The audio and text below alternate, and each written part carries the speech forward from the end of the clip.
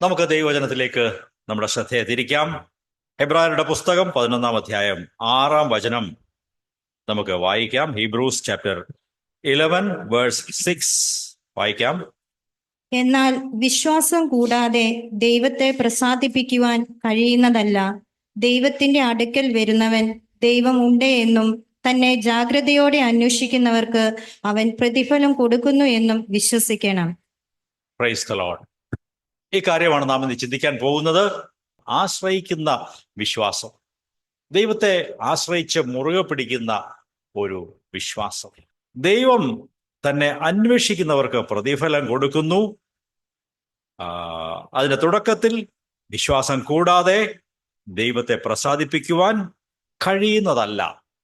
ദൈവത്തിന് പ്രസാദം വരുന്ന ഒരു ജീവിതം നയിക്കണമെങ്കിൽ അത് വിശ്വാസ ജീവിതം ആയിരിക്കണം. ദൈവത്തെ വിശ്വസിക്കുന്ന, ദൈവത്തെ ആശ്രയിച്ച് മുറുകെ പിടിക്കുന്ന ഒരു ജീവിതമാണ് അതിൻ്റെ പുറകിലുള്ളത്. ദൈവം അതാണ് ആഗ്രഹിക്കുന്നത്. വിശ്വാസം എന്ന് വെച്ചാൽ എല്ലാവർക്കും ഓരോ അളവിൽ വിശ്വാസമുണ്ട്. എന്നാൽ ദൈവം നോക്കുന്നത് കേവലം വിശ്വാസമല്ല, മറിച്ച് ദൈവത്തെ ആശ്രയിക്കുന്ന, മുറുകെ പിടിക്കുന്ന ഒരു കൊച്ചു കുഞ്ഞ്, 1 വയസ്സുള്ള കുഞ്ഞ്, 2 വയസ്സുള്ള കുഞ്ഞ് അതിൻ്റെ മാതാപിതാക്കളെ വിശ്വസിക്കുക മാത്രമല്ല ചെയ്യുന്നത്. അതിന് വിശ്വാസം എന്താണെന്നൊന്നും അറിയത്തില്ല, പക്ഷേ അതങ്ങ് ആശ്രയിക്കുക. പൂർണ്ണമായിട്ടും 100% കണ്ണുമടച്ച് അപ്പനെയും അമ്മയും വിശ്വസിച്ച് ആശ്രയിക്കുകയാണ് ഈ കുഞ്ഞ് ചെയ്യുന്നത്. ദൈവമക്കളായ നമ്മെക്കുറിച്ചും അങ്ങനെ ദൈവത്തെ ആശ്രയിക്കണം, അങ്ങനെ ദൈവത്തെ മുറുകെ പിടിച്ച് വിശ്വസിക്കണം എന്നാണ് ദൈവം ആഗ്രഹിക്കുന്നത്. നമ്മുടെ ദൈവം ജീവിക്കുന്ന ദൈവമാണ്. ഇവിടെ അത് നാം വായിക്കുന്നു. ദൈവത്തിന്റെ അടുക്കൽ വരുന്നവൻ ദൈവം ഉണ്ട് എന്ന് വിശ്വസിക്കണം. ദൈവം എന്നും ജീവിക്കുന്നവനാണ്. ദൈവം ഒരു സങ്കല്പമല്ല. പലരും ഈശ്വര സങ്കല്പം എന്ന് പറയാറുണ്ട്. ഈശ്വര സങ്കല്പം, ദൈവത്തെക്കുറിച്ചുള്ള ഒരു ചിന്ത, ഒരു സങ്കല്പം, ഒരു ആശയം എന്നാണ് അതിൻ്റെ അർത്ഥം. എന്നാൽ നമ്മുടെ ദൈവം സങ്കല്പത്തിലിരിക്കുന്ന ഒരു ദൈവമല്ല, ജീവിക്കുന്നവനായ, ഇന്നും ഉണ്ട്, ഇന്നും അവനുണ്ട്, അവനുള്ളവനാണ്, അവൻ ജീവിക്കുന്നവനാണ്. He is alive, a living God. ദൈവം ഉണ്ടെന്ന് വിശ്വസിക്കണം. പിന്നീട് എന്താ വിശ്വസിക്കേണ്ടത്? തന്നെ അന്വേഷിക്കുന്നവർക്ക്, അതെ, വെറുതെ അന്വേഷിക്കുന്നവർക്കല്ല, തന്നെ ജാഗ്രതയോടെ അന്വേഷിക്കുന്നവർക്ക്. Those who diligently seek him. അത് ശരിയായ തർജ്ജമയിൽ, ഈ കാലത്തുള്ള തർജ്ജമകളിൽ അങ്ങനെയുണ്ട്. Those who diligently seek the Lord.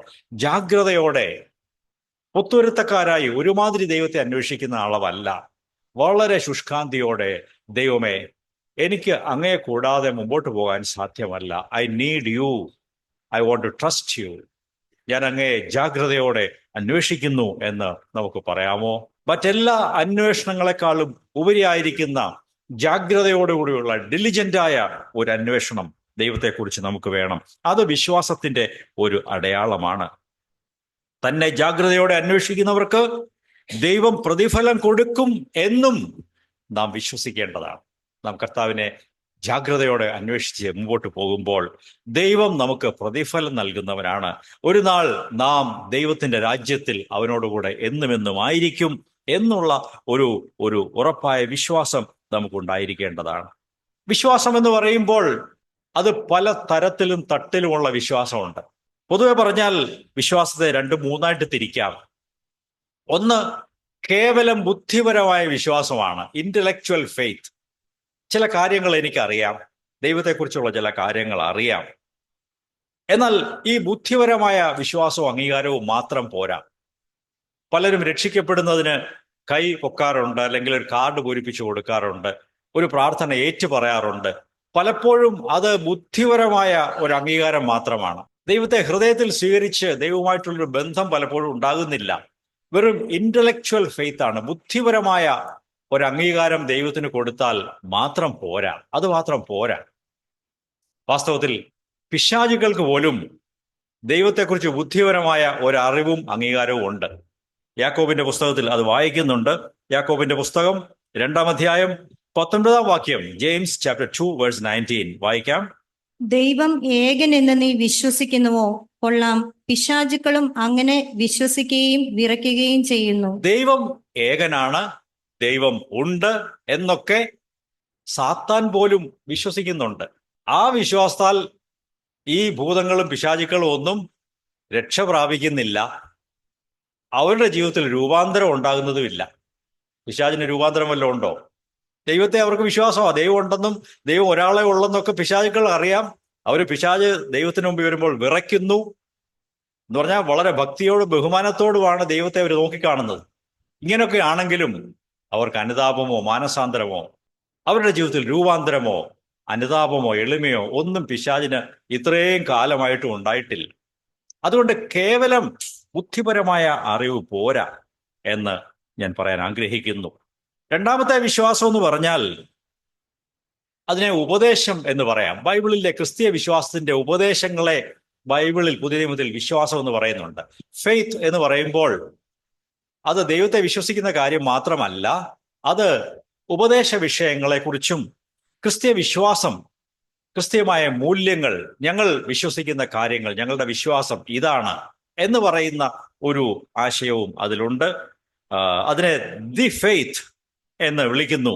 നമുക്ക് നോക്കാം. 2 കൊരിന്ത്യർ 13-ാം അധ്യായം 5-ാം വാക്യം. 2 Corinthians chapter 13 verse 5. നിങ്ങൾ വിശ്വാസത്തിൽ ഇരിക്കുന്നുവോ എന്ന് നിങ്ങളെ തന്നെ പരീക്ഷിക്കുവിൻ.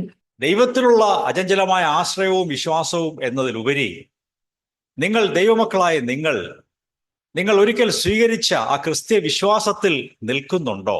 ക്രിസ്തുവിനോടുള്ള ആ കമ്മിറ്റ്മെന്റിലും ക്രിസ്തീയ വിശ്വാസത്തിന്റെ ഉപദേശങ്ങളിലും നിങ്ങൾ ഉറച്ചു നിൽക്കുന്നുണ്ടോ?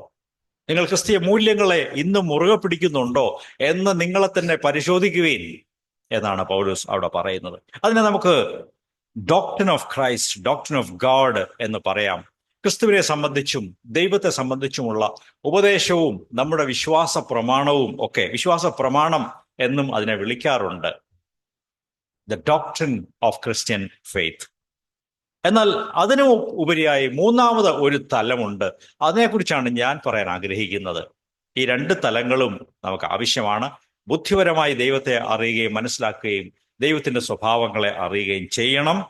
പിന്നെ നാം വിശ്വസിക്കുന്ന ഉപദേശ രൂപം, ഉപദേശ സത്യങ്ങൾ, അവർ ഫെയ്ത്ത് അതെന്താണ്, വിശ്വാസ പ്രമാണം എന്താണെന്ന് നാം അറിഞ്ഞിരിക്കണം.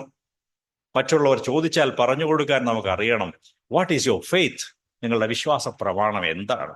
മൂന്നാമത്തേത് ദൈവത്തെ വ്യക്തിപരമായി അറിയുകയും ആശ്രയിക്കുകയും ചെയ്യുന്നതാണ്. The third level is knowing God personally and trusting Him fully. ഒരു കുഞ്ഞ്, ഒരു ബേബി അതിൻ്റെ മാതാപിതാക്കളെ എങ്ങനെ ആശ്രയിക്കുന്നുവോ അതുപോലെ ദൈവത്തെ അറിഞ്ഞ് ആശ്രയിക്കുവാനായിട്ട് ഈ കാലങ്ങളിൽ നമ്മെക്കുറിച്ച് ദൈവം ആഗ്രഹിക്കുകയാണ്. 2-3 വചനങ്ങൾ അത് സംബന്ധിച്ച് നമുക്ക് നോക്കാം. യെശയ്യാവിന്റെ പുസ്തകം 26-ാം അധ്യായം 3-4 വാക്യങ്ങൾ. The book of Isaiah chapter 26 versus 3 and 4 വായിക്കാം. മനസ്സ് ഉറപ്പിച്ചിരിക്കുന്നവൻ നിന്നിൽ ആശ്രയം വെച്ചിരിക്കുന്നത് കൊണ്ട് നീ അവനെ പൂർണ്ണ സമാധാനത്തെ സംരക്ഷിക്കുന്നു. യഹോവയാം യാഹ് ശാശ്വതമായ ഒരു പാറയായതിനാൽ യഹോവയിൽ എന്നേക്കും ആശ്രയിക്കുവീൻ. യഹോവയിൽ എന്നേക്കും ആശ്രയിക്കുവീൻ. സ്ഥിരമാനസൻ എന്നവനെ കുറിച്ച് പറയുന്നു. ദൈവത്തിൽ സ്ഥിരതയോടെ ആശ്രയിക്കുന്നവൻ, സ്ഥിരതയുള്ള മനസ്സുള്ളവൻ, അവൻ ദൈവത്തിൽ പൂർണ്ണ ആശ്രയം വെച്ചിരിക്കുന്നത് കൊണ്ട് അതിന്റെ ഫലം എന്താണ്? അങ്ങനെയുള്ളവരെ ദൈവം അവർക്ക് പൂർണ്ണ സമാധാനം കൊടുക്കും. ഭാവിയെക്കുറിച്ചുള്ള ചാഞ്ചല്യവും ആങ്സൈറ്റിയും ഭയവും ഒന്നുമില്ല. ഒരു സ്വസ്ഥതയും ആശ്രയവും ഒരു സമാധാനവും ദൈവം അങ്ങനെയുള്ളവർക്ക് നൽകുന്നു. അതുകൊണ്ട് യെശയ്യാവ് പ്രവാചകൻ പറയുകയാണ്, നിങ്ങൾ പൂർണ്ണമായിട്ടും യഹോവയെ ആശ്രയിക്കുകയും നിങ്ങൾ അവനെ മുറുകെ പിടിച്ചുകൊള്ളുകയും. യെശയ്യാവിന്റെ പുസ്തകം 50-ാം അധ്യായം എടുക്കാം. ഐസയ 50 അതിന്റെ 50-ാം അധ്യായം 10-ാം വാക്യം വേഴ്സ് 10. നിങ്ങളിൽ യഹോവയെ ഭയപ്പെടുകയും അവന്റെ ദാസന്റെ വാക്ക് കേട്ടനുസരിക്കുകയും ചെയ്യുന്നവൻ ആര്? വെളിച്ചമില്ലാതെ അന്ധകാരത്തിൽ നടന്നാലും അവൻ യഹോവയുടെ നാമത്തിൽ ആശ്രയിച്ച് തന്റെ ദൈവത്തിൽ ചാരിക്കൊള്ളട്ടെ. യഹോവയിൽ ആശ്രയിച്ച് അവിടുത്തെ നാമത്തിൽ ചാരിക്കൊണ്ട് ജീവിക്കട്ടെ. ഇന്ന് രാവിലെ കർത്താവ് നമ്മെ ഓരോരുത്തരെയും കുറിച്ച് ആഗ്രഹിക്കുന്നത് ഈ കാര്യം നാം കുറച്ചുകൂടെ പഠിക്കുകയും ദൈവത്തിൽ ആശ്രയിക്കുവാൻ പഠിക്കുകയും, ഒരു ചെറിയ ശിശു എങ്ങനെ അതിൻ്റെ പേരൻസിനെ ആശ്രയിക്കുന്നുവോ അതുപോലെ ദൈവത്തിൽ ആശ്രയിച്ച് അവനിൽ ചാരിക്കൊണ്ട് അവനെ മുറുകെ പിടിച്ചുകൊണ്ട് ജീവിക്കുമ്പോൾ വലിയ സ്വസ്ഥതയും അനുഗ്രഹവും നമ്മുടെ ജീവിതത്തിൽ ഉണ്ടാകുവാൻ കഴിയും. നമ്മുടെ ഭാവിയെ എല്ലാം എക്സ്പ്ലെയിൻ ചെയ്യാനും എങ്ങനെയൊക്കെ ആയിരിക്കും, എവിടെയൊക്കെ ആയിരിക്കും, ഇതൊന്നും നമുക്കിപ്പോൾ അറിഞ്ഞുകൂടാ. എന്നാൽ ഭാവിയെക്കുറിച്ച് ദൈവത്തിൽ ആശ്രയിക്കുന്നവർക്ക് ഒരാശങ്കയുമില്ല. No fear, no concern, no worry about the future. കാരണം എൻ്റെ ഭാവി എൻ്റെ ദൈവത്തിൻ്റെ കരങ്ങളിൽ, അവിടുത്തെ സ്നേഹത്തിൽ എന്താണ്? സുരക്ഷിതമാണ്. നമുക്കെല്ലാവരും ചേർന്ന് പറയാമോ? എൻ്റെ ഭാവി, പറഞ്ഞേ, എൻ്റെ ഭാവി എൻ്റെ ദൈവത്തിൻ്റെ സ്നേഹത്തിൽ സുരക്ഷിതമാണ്. ഇത് വിശ്വസിക്കണം. ഞാൻ പറഞ്ഞ് കാണാതെ പഠിച്ചൊരു വചനമാണിത്. എൻ്റെ ഭാവി മുഴുവനും എൻ്റെ ദൈവത്തിൻ്റെ സ്നേഹത്തിൽ സുരക്ഷിതമാണ്. അത് കുഞ്ഞുങ്ങൾക്കും ചെറുപ്പക്കാർക്കും മുതിർന്നവർക്കും എല്ലാവർക്കും ഏറ്റുപറയാൻ കൊള്ളാകുന്ന ഒരു മുദ്രാവാക്യമാണ്. എൻ്റെ ഭാവി ദൈവത്തിൻ്റെ കയ്യിൽ സുരക്ഷിതമാണ്. അതുകൊണ്ട് എനിക്ക് ആദിയും പ്രയാസവും ഒന്നുമില്ല, വെപ്രാളമില്ല, നാളെക്കുറിച്ച് ആങ്സൈറ്റി ഇല്ല. എൻ്റെ ദൈവം കാര്യങ്ങളെല്ലാം നന്നായിട്ട് നടത്തും. ഇതാണ് ആശ്രയിക്കുന്ന ജീവിതം എന്നുള്ളത്. ഇനി സങ്കീർത്തനക്കാരൻ പറയുന്നതും കൂടെ നമുക്ക് വായിച്ചു നോക്കാം.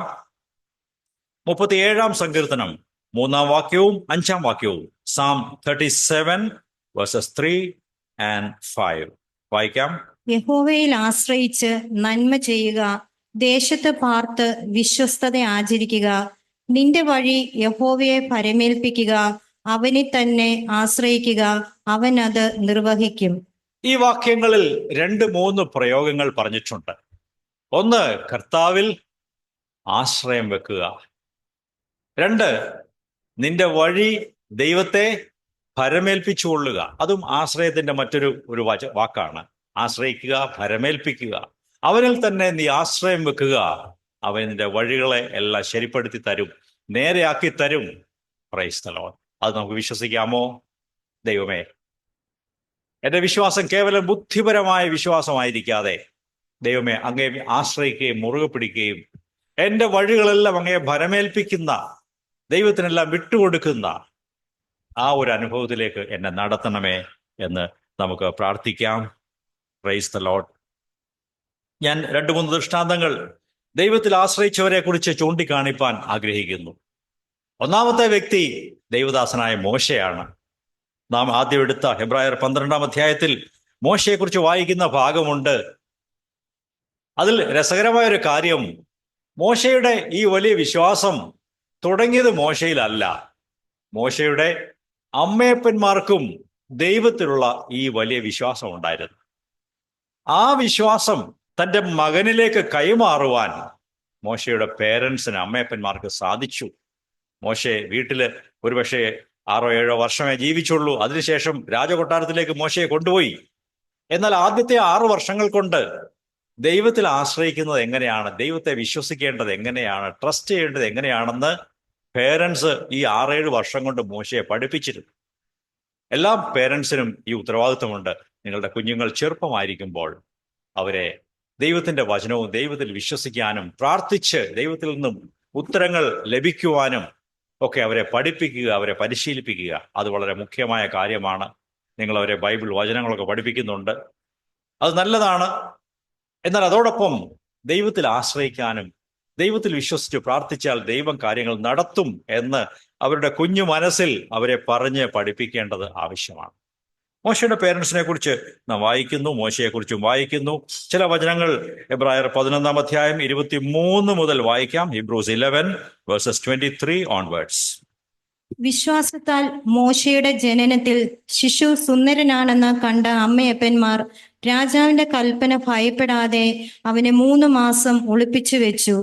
വിശ്വാസത്താൽ മോശ താൻ വളർന്നപ്പോൾ ഫറവോന്റെ പുത്രിയുടെ മകൻ എന്ന് വിളിക്കപ്പെടുവാൻ വിസമ്മതിച്ചു. പാപത്തിന്റെ ക്ഷണിക സുഖങ്ങളെക്കാൾ ദൈവജനത്തോടു കൂടെ കഷ്ടത അനുഭവിക്കുന്നതിനാണ് അവൻ ഇഷ്ടപ്പെട്ടത്. പ്രതിഫലം നോക്കിയത് കൊണ്ട് മിസ്രൈമിലെ നിക്ഷേപങ്ങളെക്കാൾ ക്രിസ്തുവിന്റെ നിന്ന വലിയ ധനം എന്നെണ്ണുകയും ചെയ്തു. വിശ്വാസത്താൽ രാജാവിന്റെ കോപം ഭയപ്പെടാതെ അവൻ മിസ്രൈം വിട്ടുപോന്നു. അദൃശ്യനായ ദൈവത്തെ ദർശിച്ചവൻ എന്ന പോലെ അവൻ ഉറച്ചു നിന്നു. നോക്കുക, ആദ്യം ഫറവോന്റെ പേരൻസിനെ കുറിച്ചാണ് പറഞ്ഞിരിക്കുന്നത്. മാതാപിതാക്കളെ കുറിച്ച് 23 വാക്യത്തിൽ പറയുന്നു, മോശയുടെ ജനനത്തിങ്കൽ ഈ കുഞ്ഞ് സുന്ദരൻ എന്ന് അമ്മയപ്പന്മാർ കണ്ടു. അത് കുറച്ചുകൂടെ നല്ല ഭാഷയിൽ പറഞ്ഞാൽ, മോശയുടെ മുഖം നല്ലതായതുകൊണ്ടല്ല, മോശയിൽ ദൈവികമായ ഒരു സൗന്ദര്യം ആ പേരൻസ് കണ്ടു. വേറൊരു തർജ്ജമയിൽ ശിശു ദിവ്യ സുന്ദരൻ എന്ന് പേരൻസ് കണ്ടു എന്ന് എഴുതിയിട്ടുണ്ട്. ഒരു ദൈവികമായ സ്പർശനം ഈ കുഞ്ഞിന്റെ മേലുണ്ട്. ഇവനെ നദിയിൽ കൊണ്ട് വെറുതെ എറിയാൻ പറ്റുകയില്ല.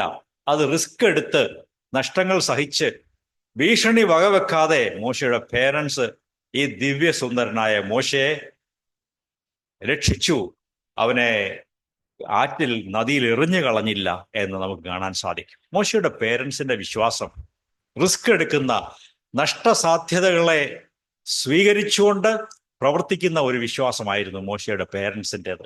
ആ വിശ്വാസം ദൈവം മോശയ്ക്കും കൊടുത്തു. അത് പേരൻസ് വഴിയാണ് കിട്ടിയത്. പേരൻസിന്റെ വാക്കുകളും പ്രവൃത്തികളും അവരുടെ പ്രാർത്ഥനയും അവരുടെ ഇസ്രായേൽക്കാരുടെ ആ യഹൂദ പാരമ്പര്യവും ആ വിശ്വാസവും എല്ലാം കുഞ്ഞുനാളിലെ ഈ മോശയിലേക്ക് കൊടുക്കുവാൻ പേരൻസിന് സാധിച്ചു. സഭയിലുള്ള ദൈവമക്കളായ എല്ലാ പേരൻസും ദൈവവചനത്തിന്റെ മൂല്യങ്ങൾ മക്കൾക്ക് പകർന്നു കൊടുക്കുവാൻ ശ്രദ്ധാലുക്കൾ ആയിരിക്കണം. എങ്കിൽ മാത്രമേ നമ്മുടെ മക്കൾ വളർന്നു വരുമ്പോൾ അവർ വിശ്വാസത്തിൽ ദൈവത്തെ ആശ്രയിച്ചുകൊണ്ട് നിൽക്കുകയുള്ളൂ. ഏത് കൊടുങ്കാറ്റുകൾ വന്നാലും, ഏത് പ്രതിസന്ധികൾ വന്നാലും നമ്മുടെ മക്കൾ ഉറച്ചു നിൽക്കും.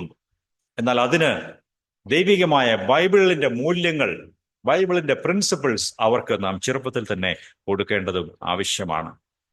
ദൈവത്തിന് മഹത്വം ഉണ്ടാകട്ടെ. മോശ വളർന്നപ്പോൾ അവൻ കൊട്ടാരത്തിലാണ് വളരുന്നത്. എല്ലാ സ്വാതന്ത്ര്യവും എല്ലാ സൗകര്യങ്ങളും ഉണ്ട്.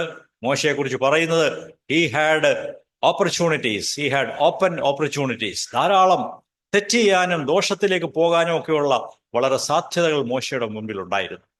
എങ്കിലും മോശെ വിശ്വാസത്തിൽ ഉറച്ചു നിന്നു. എനിക്ക് ഈ ഈജിപ്തുകാർ ചെയ്യുന്ന പോലെ എല്ലാം ചെയ്യാൻ സാധ്യമല്ല, ഞാനൊരു യഹൂദ ബാലനാണ് എന്നുള്ള ഒരു അറിവും ബോധ്യവും മോശയുടെ മനസ്സിൽ ഉണ്ടായിരുന്നു.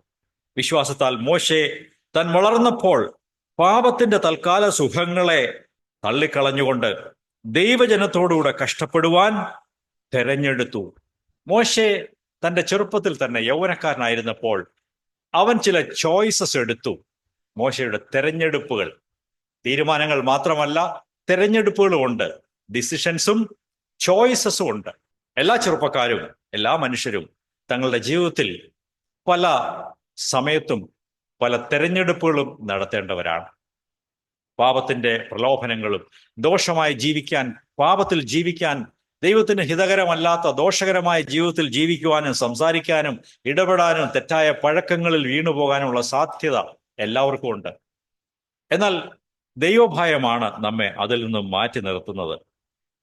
മോശയെക്കുറിച്ച് പറഞ്ഞാൽ അവൻ വളർന്നപ്പോൾ അവൻ തെരഞ്ഞെടുപ്പുകൾ നടത്തി ദൈവജനത്തോടുകൂടെ, ഇസ്രായേൽ ജനങ്ങളോടുകൂടെ കഷ്ടം സഹിക്കുവാൻ ഉള്ള ആ ഒരു തെരഞ്ഞെടുപ്പ് മോശെ നടത്തി.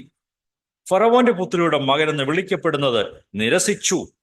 മിസ്രൈമിലെ നിക്ഷേപങ്ങളെക്കാൾ സ്വത്തിനേക്കാളും ക്രിസ്തുവിന്റെ നിന്ന വലിയ ധനം എന്ന് എണ്ണുകയും ചെയ്തു.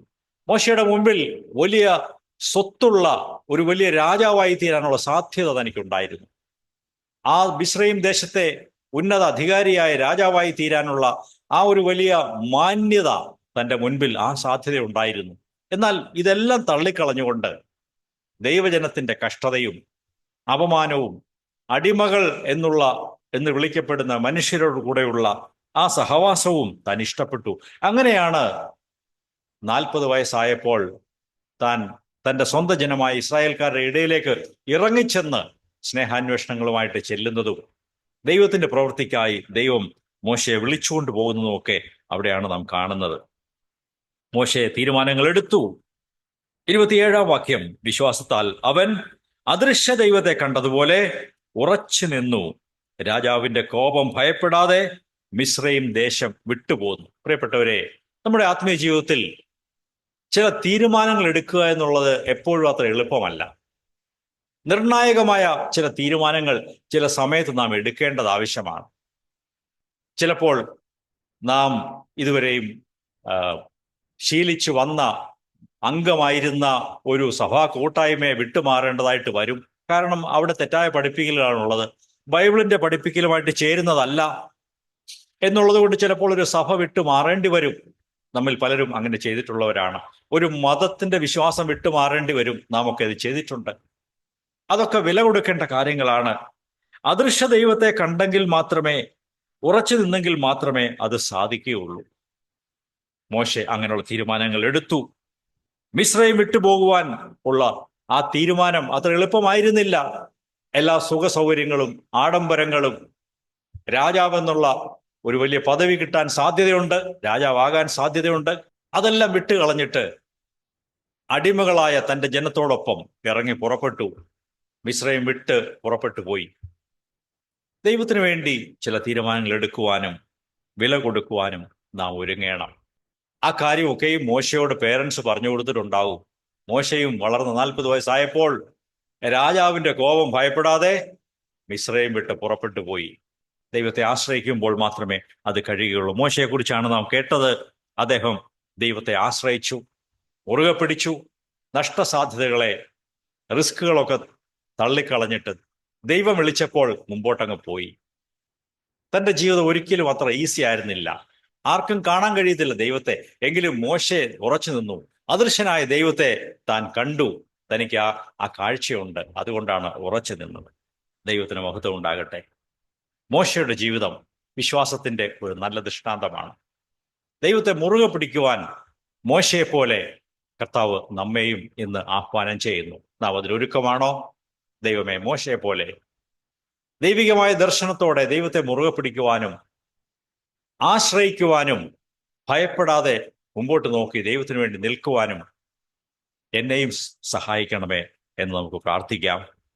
അടുത്ത ദൃഷ്ടാന്തം റൂത്തിന്റെ ദൃഷ്ടാന്തമാണ്. ഒരെളിയ പശ്ചാത്തലത്തിൽ നിന്ന് വന്ന ഒരു ചെറുപ്പക്കാരിയായിരുന്നു, യുവതിയായിരുന്നു റൂത്ത്. ഇസ്രായേൽ വംശത്തിൽപ്പെട്ടവളായിരുന്നില്ല. അവൾ മോവാബ്യ വംശത്തിൽപ്പെട്ടവളായിരുന്നു. മോവാബ്യർ ശാപകരമായ ഒരു പശ്ചാത്തലമുള്ള ജനമാണ്. അത്ര മാന്യതയുള്ളവരല്ല. എങ്കിലും റൂത്തിന്റെ വിശ്വാസം, അചഞ്ചലമായ ശക്തമായ വിശ്വാസം നിമിത്തം അവൾക്ക് ഇസ്രായേൽ വർഗത്തിലേക്ക് വന്ന് ചേരുവാനും കർത്താവായ യേശുക്രിസ്തുവിന്റെ വംശാവലിയിൽ അവൾക്കും ഇടം പിടിക്കുവാനും സാധിച്ചു എന്നുള്ള മഹത്തായ ഒരു കാര്യമാണ്. റൂത്തിന്റെ പുസ്തകം 1-ാം അധ്യായം 14 മുതൽ 17 വരെ നമുക്ക് വായിക്കാം. Ruth chapter 1 versus 14-17. അവർ പിന്നെയും പൊട്ടിക്കരഞ്ഞു. ഓർപ്പ അമ്മാവിയമ്മയെ ചുംബിച്ച് പിരിഞ്ഞുപോയി. രൂത്തോ അവളോട് പറ്റി നിന്നു. അപ്പോൾ അവൾ, നിന്റെ സഹോദരി തന്റെ ജനത്തിന്റെയും തന്റെ ദേവന്റെയും അടുക്കിലേക്ക് മടങ്ങിപ്പോയല്ലോ, നീയും നിന്റെ സഹോദരിയുടെ പിന്നാലെ പോയിക്കൊള്ളുക എന്ന് പറഞ്ഞു. അതിന് രൂത്ത്, നിന്നെ വിട്ടുപിരിയുവാനും നിന്റെ കൂടെ വരാതെ മടങ്ങിപ്പോകുവാനും എന്നോട് പറയരുതേ. നീ പോകുന്നിടത്തേക്ക് ഞാനും വരും, നീ പാർക്കുന്നിടത്ത് ഞാനും പാർക്കും. നിന്റെ ജനം എന്റെ ജനവും നിന്റെ ദൈവം എന്റെ ദൈവവും ആയിരിക്കും. നീ മരിക്കുന്നിടത്ത് ഞാനും മരിച്ച് അടക്കപ്പെടും. മരണത്താൽ അല്ലാതെ ഞാൻ നിന്നെ വിട്ടുപിരിയുന്നു എങ്കിൽ യഹോവ അതിന് തക്കവണ്ണം എന്നോട് പകരം ചെയ്യട്ടെ എന്ന് പറഞ്ഞു. നോക്കുക, ഇവിടെ റൂത്തിന്റെ വിശ്വാസം എത്ര അചഞ്ചലമായ, ദൈവത്തിൽ ആശ്രയം വെക്കുന്ന ഒരു വിശ്വാസമായിരുന്നു എന്ന് കാണാൻ സാധിക്കും. ഓർപ്പ അമ്മാവിയമ്മ വിട്ട് തന്റെ സ്വന്തം വീട്ടിലേക്ക് പോയി. എന്നാൽ റൂത്തോ വിശ്വാസത്താൽ അമ്മാവിയമ്മയോട്, നവോമിയോട് ചേർന്ന് നിന്നു, പറ്റി നിന്നു എന്ന് കാണാൻ സാധിക്കും. നമ്മുടെ വിശ്വാസമൊക്കെയും ദൈവത്തെ ആശ്രയിക്കുന്നതൊക്കെയും നാം മാതാപിതാക്കളിൽ നിന്നോ മറ്റ് ദൈവമക്കളിൽ നിന്നോ ദൈവദാസന്മാരിൽ നിന്നോ പല ആളുകളിൽ നിന്നൊക്കെ ആയിരിക്കും നമുക്കത് പഠിക്കുവാൻ സാധിക്കുന്നത്. അതുകൊണ്ട് നാം ഈ കാലങ്ങളിൽ മറ്റുള്ളവർക്ക്, അവർക്ക് വിശ്വാസത്തിൽ നിൽക്കുവാൻ തക്കവണ്ണം നമ്മുടെ ജീവിതം അവർക്കൊരു മാതൃകയായിരിക്കട്ടെ. മറ്റുള്ളവർക്ക് നമ്മെ നോക്കി വിശ്വാസത്തിന്റെ, ആശ്രയത്തിന്റെ ചില പാഠങ്ങൾ പഠിക്കുവാൻ സാധിച്ചാൽ അത് ഏറ്റവും അനുഗ്രഹമാണ്. റൂത്ത് യഹോവയെ ആശ്രയിക്കുവാനും മുറുകെ പിടിക്കുവാനും തീരുമാനിച്ചു. അവൾക്ക് യഹോവയെ അറിയുമായിരുന്നില്ല. എന്നാൽ നവോമിയും കുടുംബവും ഇസ്രായേൽ ദേശത്ത് നിന്ന് വന്ന് അവിടെ പാർത്തപ്പോൾ, ആ കുടുംബത്തിൽ വിവാഹം മൂലം ബന്ധമുണ്ടായപ്പോൾ, അപ്പോഴാണ് ഇസ്രായേൽക്കാരുടെ ദൈവത്തെ റൂത്തിന് മനസ്സിലായത്. ഇപ്പോൾ റൂത്ത് പറയുകയാണ്, ഞാൻ നിന്നോട് പറ്റി നിൽക്കും, നിന്റെ ദൈവം ഇനി എൻ്റെ ദൈവമാണ്, നിന്റെ ജനം ഇനി എൻ്റെ ജനമാണ്. ഞാൻ എൻ്റെ മോവാബ്യ വേരുകളൊക്കെയും അറുത്ത് കളയുന്നു, ഞാൻ ഇസ്രായേലിലേക്ക് വരികയാണ്. നിങ്ങളുടെ ദൈവത്തെ ഞാനും ആശ്രയിക്കാൻ തീരുമാനിച്ചു. അത് വലിയൊരു ചോയ്സ് ആയിരുന്നു, വലിയൊരു വിശ്വാസത്തിന്റെ കാൽവയ്പായിരുന്നു. റൂത്ത് ദൈവത്തെ, യഹോവയെ വിശ്വസിച്ചു, ആശ്രയിച്ചു, മുറുകെ പിടിച്ചു. തന്റെ ഭാവി യഹോവയുടെ കയ്യിലോട്ട് ഏൽപ്പിച്ചു കൊടുത്തുകൊണ്ട് മോവാബ് ദേശം വിട്ട് ഇസ്രായേൽ ദേശത്തേക്ക് വന്നു, ബേത്ത്ലഹേമിൽ വന്നു. പിന്നീടുള്ള കഥയൊക്കെയും നമുക്കറിയാം. മറ്റൊരാളാണ് രാഹാബ് എന്ന വ്യക്തി. എബ്രായർ 11 31 ഹീബ്രൂസ് 11:31 അവിടെ രാഹാബിനെ കുറിച്ച് വായിക്കാം. വിശ്വാസത്താൽ രാഹാബ് എന്ന വേശ്യ ചാരന്മാരെ സമാധാനത്തോടെ കൈക്കൊണ്ട് അവിശ്വാസികളോട് കൂടെ നശിക്കാതെയിരുന്നു. ഇവിടെയും ഈ രാഹാബും ഇസ്രായേൽക്കാരത്തി ആയിരുന്നില്ല, എരിഹോവിൽ പാർത്തിരുന്ന മറ്റൊരു ജാതിയിൽപ്പെട്ട ഒരു സ്ത്രീ ആയിരുന്നു. അവളുടെ സാഹചര്യം കൊണ്ടായിരിക്കാം അവൾക്ക് വേശ്യാവൃത്തിയിലേക്ക് പോകേണ്ടി വന്നത്. ഇങ്ങനെയൊക്കെ ആണെങ്കിലും സത്യദൈവത്തെ അന്വേഷിക്കാനും ദൈവത്തിനു വേണ്ടി ജീവിക്കാനുള്ള ഒരു ആഗ്രഹം രാഹാബിന്റെ മനസ്സിലുണ്ടായിരുന്നു. സത്യത്തെ അന്വേഷിക്കുന്ന, റിയലിസ്റ്റിക്കായ, ദൈവത്തെ അന്വേഷിക്കാൻ മനസ്സുള്ള ഒരുവളായിരുന്നു. എരിഹോവിലെ ജനം മുഴുവൻ നശിച്ചപ്പോൾ അവരോടൊപ്പം നശിക്കാതെ ജീവനോടെ ഇരിക്കുവാൻ രാഹാബിന് ദൈവം ഒരു അവസരം കൊടുത്തു. യോശുവയുടെ പുസ്തകം എടുക്കാം. യോശുവയുടെ പുസ്തകം 2 രാഹാബിനെ കുറിച്ച് കാണുന്നു. ആ സ്ത്രീ അവരെ രണ്ടുപേരെയും കൂട്ടിക്കൊണ്ടുപോയി ഒളിപ്പിച്ചിട്ട്, അവർ എന്റെ അടുക്കൽ വന്നിരുന്നു എങ്കിലും എവിടക്കാരെന്ന് ഞാൻ അറിഞ്ഞില്ല. അവർ എന്റെ വീട്ടിൽ വന്നിരുന്നു, എന്നാൽ എവിടുത്തുകാരാണെന്ന് എനിക്ക് അറിഞ്ഞുകൂടാ. ഈ ഒറ്റുകാരെ അവൾ വിശ്വാസത്താൽ ഒളിപ്പിച്ചു വെച്ചു. എന്നിട്ട് അവരോട് പറയുന്ന കാര്യങ്ങൾ കൂടെ വായിക്കാം. അതിൻ്റെ തുടർന്നുള്ള വാക്യങ്ങൾ 8 മുതൽ 11 വരെ വായിക്കാം. എന്നാൽ ചാരന്മാർ കിടക്കുവാൻ പോകുന്നതിന് മുൻപേ അവൾ മുകളിൽ അവരുടെ അടുക്കൽ ചെന്ന് അവരോട് പറഞ്ഞത്, യഹോവ ഈ ദേശം നിങ്ങൾക്ക് നൽകിയിരിക്കുന്നു. നിങ്ങളെക്കുറിച്ചുള്ള ഭീതി ഞങ്ങളുടെ മേൽ വീണിരിക്കുന്നു.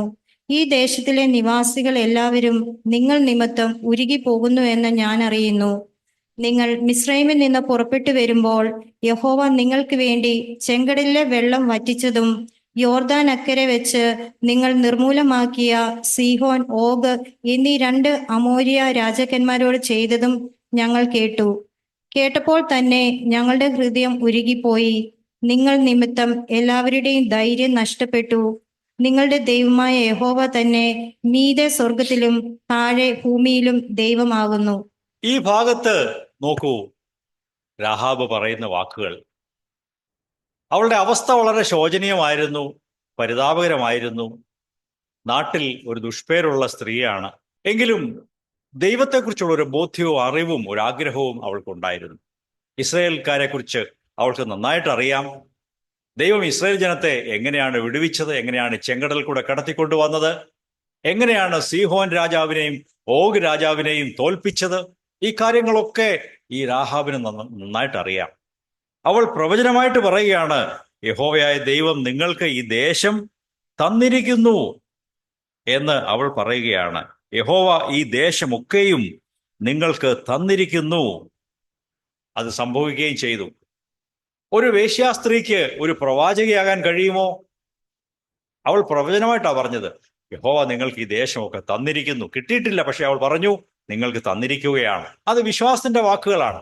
എത്ര മോശമായിട്ട് ജീവിക്കുന്ന, പാപത്തിൽ ജീവിക്കുന്ന ഒരാൾക്കും ദൈവത്തെ അന്വേഷിക്കുവാനും കണ്ടെത്തുവാനും സാധിക്കും എന്നാണ് ഈ കഥ നമ്മോട് പറയുന്നത്. കുറച്ചു കഴിഞ്ഞപ്പോൾ ഇസ്രായേൽക്കാരിയായി മാറി. ഇസ്രായേൽക്കാരനായ ഒരു മനുഷ്യൻ അവളെ വിവാഹം ചെയ്തു. ദൈവത്തിന്റെ അനുഗ്രഹം ലഭിച്ചതുകൊണ്ട് അവൾക്കും കർത്താവായ യേശുക്രിസ്തുവിന്റെ വംശാവലിയിൽ കയറിപ്പറ്റുവാനും ഇടം പിടിക്കുവാനും ഉള്ള ഭാഗ്യമുണ്ടായി. അത് മഹത്തായ ഒരു കാര്യമാണ്. അതിന്റെ കാരണം എന്താണെന്ന് ചോദിച്ചാൽ ഈ രാഹാബിന്റെ ദൈവത്തിലുള്ള വിശ്വാസവും ആശ്രയവുമാണ്. റിസ്ക് എടുത്ത് നഷ്ടസാധ്യതകളെ മുൻപിൽ കണ്ടുകൊണ്ടാണ് അവൾ ഇസ്രായേൽക്കാരുടെ ചാരന്മാരെ ഒളിപ്പിച്ചു വെച്ചത്. പല തെറ്റായ കാര്യങ്ങൾ നിങ്ങളുടെ ജീവിതത്തിൽ ഉണ്ടായിരിക്കാം, എങ്കിലും അതൊന്നും ദൈവം കണക്കാക്കുന്നില്ല. യേശുവിൽ കൂടെ നിങ്ങൾക്ക് രക്ഷിക്കപ്പെടുവാനും ഒരു പുതിയ ജീവിതം തുടങ്ങുവാനും സാധിക്കും. വേശ്യാസ്ത്രീയായിരുന്ന രാഹാബിന് അനുഗ്രഹീതയായ ഒരു ഇസ്രായേൽക്കാരിയായി മാറാനും യേശുക്രിസ്തുവിന്റെ വംശാവലിയിൽ ഒരു മുതുമുത്തശ്ശിയായി തീരാനും സാധിച്ചെങ്കിൽ ഇവിടെ ഇരിക്കുന്ന ഓരോരുത്തർക്കും നിങ്ങളെക്കുറിച്ച് ദൈവത്തിന് പ്രത്യാശയുണ്ട്. നിങ്ങൾ നല്ല ചോയ്സസ്, നല്ല തീരുമാനങ്ങൾ, നല്ല തെരഞ്ഞെടുപ്പുകൾ നടത്തുവാനും കർത്താവിനെ മുറുകെ പിടിക്കുവാനും സാധിക്കും. ഞാൻ പല ദൃഷ്ടാന്തങ്ങൾ പറഞ്ഞു. ഒരു ദൃഷ്ടാന്തം കൂടെ വേഗം പറയാം. അത് റോമൻ ശതാധിപന്റെ കാര്യമാണ്. യേശു ജീവിച്ചിരുന്ന കാലത്ത് യേശു അത്ഭുതങ്ങൾ പ്രവർത്തിച്ച് പ്രസംഗിച്ചുകൊണ്ട് സഞ്ചരിക്കുമ്പോൾ ഒരു റോമൻ കമാൻഡർ, 100 പേരുടെ അധിപൻ യേശുവിൻ്റെ അടുക്കൽ ആളയച്ചു. നമുക്ക് ആ ഭാഗം നോക്കാം. അവന്റെ വിശ്വാസം മത്തായി സുവിശേഷം 8-ാം അധ്യായം 8-ാം വാക്യത്തിൽ അത് പറയുന്നുണ്ട്. എന്താണ് സംഭവം ഉണ്ടായത്? ഈ മനുഷ്യന്റെ ഒരു കീഴ് ജീവനക്കാരനായ ഒരു പടയാളി രോഗിയായി വളരെ സീരിയസ് ആയിട്ട് കിടക്കുന്നു. ഈ മനുഷ്യൻ യേശുവിൻ്റെ അടുക്കൽ ആളയച്ചു. യേശുവേ, ഇവനെ സൗഖ്യമാക്കണമേ, എൻ്റെ ബാല്യക്കാരനെ സൗഖ്യമാക്കണമേ, അവൻ രോഗിയായിട്ട് കിടക്കുന്നു. യഹൂദജനം, പ്രമാണിമാരൊക്കെ യേശുവിൻ്റെ അടുത്ത് വന്ന് ഇയാൾക്ക് വേണ്ടി റെക്കമെൻഡേഷൻ കൊടുത്തു. യേശുവേ, ഇയാൾ യോഗ്യനാണ്, അവിടുന്ന് ചെന്ന് ഇയാളുടെ സെർവൻറ്റിനെ സൗഖ്യമാക്കണമെന്ന് പറഞ്ഞു. യേശു അതിനുവേണ്ടി ഒരുങ്ങി അങ്ങോട്ട് നടന്നു പോവുകയാണ്. നടന്നു പോകുമ്പോൾ ഈ വിവരം അറിഞ്ഞപ്പോൾ ഈ റോമൻ കമാൻഡർ, അയാൾ ഇസ്രായേൽക്കാരനൊന്നുമല്ല, റോമാക്കാരനാ. അയാൾ പെട്ടെന്ന് ആളയച്ചു. യേശുവേ, പ്രയാസപ്പെടണ്ട, അവിടുന്ന് എൻ്റെ വീട്ടിൽ വരുവാൻ ഞാൻ യോഗ്യനല്ല, ഞാൻ പോരാത്തവനാണ്, ഞാൻ അത്രയ്ക്ക് ഒരു വല്ലാത്ത റോമാക്കാരനാണ്, ഞാനൊരു പാപിയായ മനുഷ്യനാണ്, അവിടുന്ന് പരിശുദ്ധനായ ദൈവപുത്രനായ അവിടുത്തേക്ക് എൻ്റെ വീട്ടിൽ വരുന്നത് യോഗ്യമായ കാര്യമല്ല. അതുകൊണ്ട് നീ എന്ത് ചെയ്യണം? നിൽക്കുന്ന സ്ഥലത്ത് ഇപ്പോൾ നിന്നുകൊണ്ട് ഒരു വാക്ക് പറഞ്ഞാൽ എൻ്റെ ദാസന് സൗഖ്യം വരും. ദൈവത്തിൽ ആശ്രയിക്കുന്ന അവന്റെ ആശ്രയം. ആ വാക്യം വായിക്കാമോ? മത്തായി 8-ാം അധ്യായം 8-ാം വാക്യം. അതിന് ശതാധിപൻ, കർത്താവെ, നീ എൻ്റെ വീട്ടിൽ വരുവാൻ ഞാൻ യോഗ്യനല്ല, ഒരു വാക്ക് മാത്രം കൽപ്പിച്ചാൽ എൻ്റെ ദാസന് സൗഖ്യം വരും. 10-ാം വാക്യം. അത് കേട്ടിട്ട് യേശു ആശ്ചര്യപ്പെട്ടു. തന്നെ അനുഗമിക്കുന്നവരോട് അവൻ പറഞ്ഞത്, ഇസ്രായേലിൽ പോലും ആരിലും ഇത്ര വലിയ വിശ്വാസം കണ്ടിട്ടില്ല എന്ന് ഞാൻ സത്യമായി നിങ്ങളോട് പറയുന്നു. വലിയ വിശ്വാസം. യേശു അവന്റെ വിശ്വാസത്തെ അഭിനന്ദിച്ചു, അപ്രീഷിയേറ്റ് ചെയ്തു. ഇസ്രായേൽ ദേശത്തൊന്നും, ഞാൻ അനേകിടങ്ങൾ ചുറ്റി സഞ്ചരിച്ചു, ഇത്രയും വലിയ ദൈവത്തിലുള്ള വിശ്വാസവും ആശ്രയവും ഞാൻ ആരിലും കണ്ടിട്ടില്ല എന്ന് പറഞ്ഞുകൊണ്ട് ആ മനുഷ്യനെ വളരെയധികം പുകഴ്ത്തി പറഞ്ഞു. വിശ്വാസത്തെക്കുറിച്ച് 2-3 കാര്യങ്ങൾ കൂടെ പറഞ്ഞ് ഞാൻ ഈ ചിന്ത അവസാനിപ്പിക്കാം. എബ്രായർ 11-ാം അധ്യായം 1-ാം വചനത്തിൽ എന്താണ് വിശ്വാസം? വിശ്വാസം എന്നതോ ആശിക്കുന്നതിന്റെ ഉറപ്പും കാണാത്ത കാര്യങ്ങളുടെ നിശ്ചയവും ആകുന്നു. Yes, it is the assurance of things hoped for, the conviction of things not seen. കണ്ടിട്ടില്ലാത്ത കാര്യങ്ങളെ ദൈവം ചെയ്യും എന്നുള്ള വിശ്വാസം. ഭാവിയെക്കുറിച്ചുള്ള കാര്യങ്ങൾ എനിക്ക് അറിഞ്ഞുകൂടാ, എങ്കിലും ദൈവം സകലവും നല്ലതായിട്ട് ചെയ്യും എന്നുള്ള ഒരു വിശ്വാസം. ദൈവത്തെ ആശ്രയിക്കുന്ന, മുറുകെ പിടിക്കുന്ന ഒരു വിശ്വാസമാണ്. വിശ്വാസത്തിന് അനുസരണം വരുത്തുക എന്ന അപ്പോസ്തലനായ പൗലോസ് പറഞ്ഞിരിക്കുന്ന ഒരു വചനം നമുക്ക് നോക്കാം. റോമർ 1-ാം അധ്യായം 5-ഉം 6-ഉം വാക്യങ്ങൾ. Romance chapter 1 versus 5 and 6. അവന്റെ നാമത്തിനു വേണ്ടി സകല ജനതകളുടെയും ഇടയിൽ വിശ്വാസത്താലുള്ള അനുസരണം വരുത്തുവാനാണ് അവൻ മുഖാന്തരം ഞങ്ങൾക്ക് കൃപയും അപ്പോസ്തലത്വവും ലഭിച്ചത്. എന്തുകൊണ്ടാണ് തന്നെ അപ്പോസ്തലനായി ദൈവം നിയമിച്ചത്? ആ ചോദ്യത്തിന്റെ ഉത്തരമാണ് അവിടെ പറയുന്നത്. ഇക്കാര്യം വളരെ വ്യക്തമാണ്. നമുക്ക് വിശ്വാസമുണ്ട് എന്ന് പറഞ്ഞാൽ മാത്രം പോരാ, ആ വിശ്വാസത്തിന് അനുസരണം വരുത്തണം. ദൈവത്തിന്റെ വചനമാണ് നാം അനുസരിക്കേണ്ടത്. ദൈവവചനമായ ബൈബിൾ നമ്മുടെ കയ്യിലുണ്ട്. ആ വചനം വായിക്കുകയും അത് ഗ്രഹിക്കുകയും ആ വചനം അനുസരിക്കുകയും ആ അനുസരണത്തിലൂടെ ദൈവത്തെ ആശ്രയിക്കുകയും ചെയ്യുകയാണ് ചെയ്യേണ്ടത്. ദൈവം വിലക്കിയ കാര്യങ്ങളെ നാം ചെയ്യാതിരിക്കണം. ദൈവം ചെയ്യാൻ പറഞ്ഞ കാര്യങ്ങളെ നാം ചെയ്യണം. പാപകരമായ വഴികളെ വിട്ടുതിരിഞ്ഞ് കള്ളം പറയുന്നതും കോപിക്കുന്നതും വഴക്കുണ്ടാക്കുന്നതും മറ്റുള്ളവരോട് പിണങ്ങിയിരിക്കുന്നതും മറ്റുള്ളവരോട് ക്ഷമിച്ചു കൊടുക്കാത്തതും ഇങ്ങനെയുള്ള അനേകം ദോഷങ്ങൾ നമ്മുടെ ജീവിതത്തിൽ നിന്ന് മാറ്റിക്കളയണം. എങ്കിൽ മാത്രമേ വിശ്വാസത്തിന് അനുസരണം വരികയുള്ളൂ. ഇവിടെ പറയുന്ന വിശ്വാസം എന്നുള്ളത് ദൈവവചനത്തെക്കുറിച്ചും നമുക്ക് പറയാം. ഒബീഡിയൻസ് ഓഫ് ഫെയ്ത്ത്, വിശ്വാസത്തിന് അനുസരണം വരുത്തുക. ദൈവവചനത്തെ അനുസരിക്കാതിരിക്കുമ്പോൾ നമ്മുടെ വിശ്വാസം അത് ഫേക്കാണ്, അത് ശരിയായ വിശ്വാസമല്ല. യാക്കോബ് അവരോടത്ത് ചോദിക്കുന്നുണ്ട്, നിനക്ക് വിശ്വാസം ഉണ്ടെന്ന് പറയുന്നു, പക്ഷേ നിനക്ക് അതിന് ചേരുന്ന പ്രവൃത്തികളൊന്നുമില്ല. അങ്ങനെയെങ്കിൽ അതിനെ ദൈവം സ്വീകരിക്കുമോ എന്ന് യാക്കോബ് ചോദിക്കുന്ന ഭാഗമുണ്ട്. നമുക്കതറിയാം. അതുകൊണ്ട് യാക്കോബ് അവിടെ പറയുന്നത്, യാക്കോബ് എന്ന് പറയുന്നത് യേശുവിന്റെ സഹോദരനായ യാക്കോബാണ്. കർത്താവ് യേശുവിന്റെ സഹോദരനായിരുന്നു. യേശു വീട്ടിൽ ജീവിച്ചപ്പോൾ യേശുവിന്റെ ജീവിതം കണ്ടു പഠിച്ച ഈ അനുജനാണ് ഈ യാക്കോബ്. യാക്കോബ് പറയുകയാണ്, വിശ്വാസം കേവലം തിയറി ആയിട്ടും അത് വെറും സിദ്ധാന്തമായിട്ടും മാത്രം നിങ്ങളുടെ മനസ്സിലിരുന്നാൽ പോരാ, അത് പ്രവർത്തിക്കണം, അതിന് പ്രവൃത്തി ഉണ്ടാകണം, അത് നിങ്ങളുടെ ജീവിതത്തിൽ കൂടെ പ്രകടിപ്പിക്കണം എന്ന് യാക്കോബ് പറയുകയുണ്ടായി. വിശ്വാസത്തിൽ നാം നിൽക്കുമ്പോൾ അതിനൊരു വാഗ്ദത്തം ദൈവം നൽകിയിട്ടുണ്ട്, ഒരു ഫലമുണ്ട് എന്ന് കാണാൻ സാധിക്കും. What is the promise? The promise of inner rest.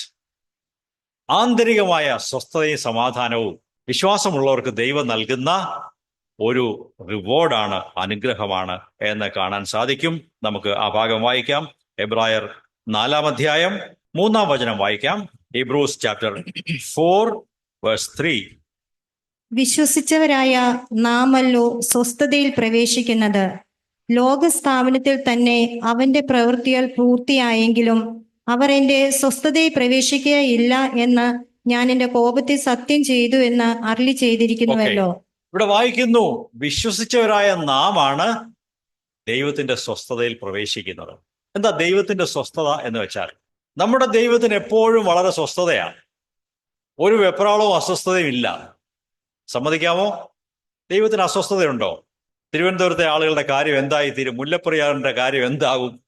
ഇതിനെക്കുറിച്ചൊന്നും ദൈവത്തിനൊരു അസ്വസ്ഥതയും ഇല്ല. ദൈവം ഭയങ്കര സ്വസ്ഥതയുള്ള ആളാണ്. അപ്പോൾ ദൈവത്തിന്റെ ഈ സ്വസ്ഥതയിലേക്ക് വിശ്വസിക്കുന്നവർക്ക് പ്രവേശിക്കാൻ സാധിക്കും. ദൈവത്തെ വിശ്വസിക്കുകയും ദൈവത്തെ കൂടുതൽ അറിയുകയും ആശ്രയിക്കുകയും മുറുകെ പിടിക്കുകയും ചെയ്യുന്നവർക്ക് ദൈവത്തിന്റെ അതേ അളവിലുള്ള സ്വസ്ഥതയിലേക്ക്, ആന്തരികമായ സ്വസ്ഥതയിലേക്ക് കടക്കുവാൻ സാധിക്കും. അതാണ് ഇവിടെ പറയുന്നത്. വിശ്വസിച്ചവരായ നാമാണല്ലോ സ്വസ്ഥതയിൽ പ്രവേശിക്കുന്നത്. അത് വലിയൊരു അനുഗ്രഹമാണ്. നാം ഓരോരുത്തരും പല കാര്യങ്ങളെ ചൊല്ലി വെപ്രാളം പിടിക്കുന്നവരും ഭാരപ്പെടുന്നവരുമാണ്. എന്നാൽ അത് ശരിയായ ഒരു കാര്യമാണെന്ന് അല്ലെന്ന് ഞാൻ പറയാൻ ആഗ്രഹിക്കുന്നു. ഈ വെപ്രാളവും അസ്വസ്ഥതയും ആങ്സൈറ്റിയും വറീസും നാളെക്കുറിച്ചുള്ള ചിന്താക്കുഴപ്പങ്ങളും ചിന്താഭാരങ്ങളും ഇതൊക്കെ നോർമൽ അല്ല. ദൈവമക്കൾക്ക് ദൈവം വെച്ചിരിക്കുന്ന അളവല്ല ഇത്. ഈ പറഞ്ഞ സ്വസ്ഥതയുടെ അനുഭവമാണ്. അതിന്റെ 9-ാം വചനം കൂടെ വായിക്കാം. ആകയാൽ ദൈവത്തിന്റെ ജനത്തിന് ഒരു ശബ്ബത്ത് വിശ്രമം ശേഷിച്ചിരിക്കുന്നു. ഒരു ശബ്ബത്ത് വിശ്രമം ദൈവമക്കൾക്ക് ദൈവം വെച്ചിട്ടുണ്ട്. There remains a Sabbath rest for the people of God. ദൈവമക്കളായ നമുക്ക് ദൈവം എന്താ വെച്ചിരിക്കുന്നത് എന്ന് പറഞ്ഞേ? ശബ്ബത്തിന്റെ സ്വസ്ഥത. എന്താ ശബ്ബത്തിന്റെ സ്വസ്ഥത എന്ന് വെച്ചാൽ? ശബ്ബത്ത് നാളിൽ യഹൂദന്മാർ ഒരു ജോലിയും ചെയ്യരുത് എന്നാണ് നിയമം പണ്ടുണ്ടായിരുന്നു. ഇപ്പോഴും അങ്ങനെയാണ്. ശബ്ബത്ത് നാളിൽ അവർക്ക് ജോലിയൊന്നും ചെയ്യാൻ പാടില്ല, സ്വസ്ഥമായിരിക്കണം. എന്നാൽ ക്രിസ്തീയ വിശ്വാസികളായ നമ്മെ സംബന്ധിച്ച് യഹൂദന്മാർക്ക് ആഴ്ചയിൽ ഒരു ദിവസം കൊടുത്ത ശബ്ബത്തിന്റെ സ്വസ്ഥത ആഴ്ചയുടെ 7 ദിവസവും ദിവസത്തിന്റെ 24 മണിക്കൂറും ഈ ആന്തരികമായ സ്വസ്ഥത അഥവാ ശബ്ബത്ത് അനുഭവം ദൈവം നമുക്ക് വാഗ്ദാനം ചെയ്തിട്ടുണ്ട്. അത് ദൈവത്തെ വിശ്വസിച്ച് മുറുകെ പിടിക്കുമ്പോൾ ദൈവം നമുക്ക് നൽകും. നാം അത് വിശ്വസിച്ച് ഏറ്റെടുക്കുകയാണ് ചെയ്യേണ്ടത്. ദൈവമേ, ഈ പറഞ്ഞ ആന്തരികമായ സ്വസ്ഥത എനിക്ക് നൽകണമേ എന്നാര് പ്രാർത്ഥിക്കും? യോഹന്നാന്റെ 1-ാം ലേഖനം 5-ാം അധ്യായം 14-ാം വാക്യം വായിക്കാം. 4-ാം വാക്യം വായിക്കാം. 1 John 5:4. ദൈവത്തിൽ നിന്ന് ജനിച്ചതൊക്കെയും ലോകത്തെ ജയിക്കുന്നു. ലോകത്തിന്മേലുള്ള ജയമോ നമ്മുടെ വിശ്വാസം തന്നെ. ലോകത്തെ ജയിച്ച ജയമോ അഥവാ ലോകത്തിന്മേലുള്ള വിജയമോ നമ്മുടെ വിശ്വാസമാണ്. എൻ്റെ ദൈവം എനിക്ക് ജയം നൽകും, എന്നെ മുമ്പോട്ട് വഴി നടത്തും. ഈ ലോകത്തെ ജയിച്ച്, പാപത്തെ ജയിച്ച്, പിശാചിനെ ജയിച്ച് ക്രിസ്തുവിനെ പോലെ ജയകരമായി ജീവിക്കുവാൻ ദൈവം എന്നെ സഹായിക്കും എന്നുള്ള വിശ്വാസം. Faith and trust in God, it brings spiritual victory. ഇതാണ് ക്രിസ്ത്യ ജീവിതത്തിന്റെ രഹസ്യം, കർത്താവിൽ ആശ്രയിക്കുന്ന ഒരു ജീവിതം. പ്രിയ ദൈവമക്കളെ, ഈ വരുന്ന ദിവസങ്ങളിൽ ഈ വചനങ്ങളെ നമുക്കൊരു വെല്ലുവിളിയായി സ്വീകരിച്ചുകൊണ്ട് മനുഷ്യരിലല്ല, എൻ്റെ സ്വയത്തിലുമല്ല, എൻ്റെ ആശ്രയം എൻ്റെ കർത്താവിലാണ്. എൻ്റെ കർത്താവ് എൻ്റെ ഭാവി നിയന്ത്രിച്ച് നന്നാക്കി കൊണ്ടുവരും. അവൻ എൻ്റെ ജീവിതം അനുഗ്രഹമാക്കി തീർക്കും എന്ന് വിശ്വസിച്ചുകൊണ്ട് നമുക്ക് മുമ്പോട്ട് പോകാം. നമ്മെ ദൈവം അനുഗ്രഹിക്കട്ടെ. Praise the Lord.